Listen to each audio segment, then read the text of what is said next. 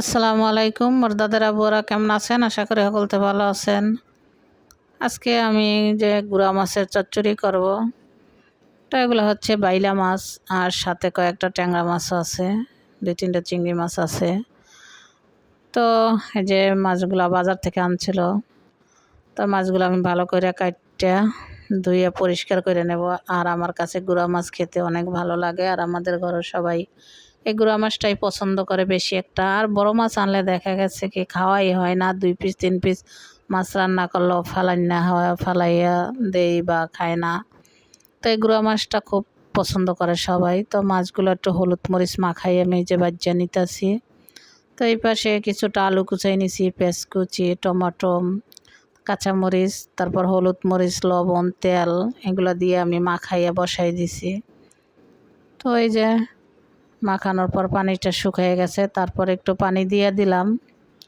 পানি দিয়ে এটা যখন বলক আসবে তখন ভাজা মাছগুলা ছেড়ে দেব। এই যে লাড়াচাড়া দিয়ে দিতেছি কিছুটা। তো আমাদের ঘরে এই গুঁড়া মাছটার সবাই একটা পছন্দ। তো যে মাছ ভাজা আমার হয়ে গেছে, মাছটা কেমন দলা দলা দিয়ে গেছে, তাই একটু কুসুম দিয়ে লাড়া দিয়ে দিলাম।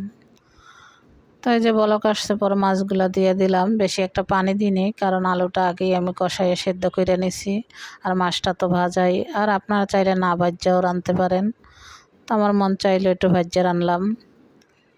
তো এই যে মাছ দেওয়ার পর বলক আসার পর একটু ধনিয়া পাতা, 4-5টা কাঁচামরিচ দিয়ে দিলাম। আর এই কাঁচামরিচটা ডুল্লা ভাত খাইতে অনেক মজা লাগে।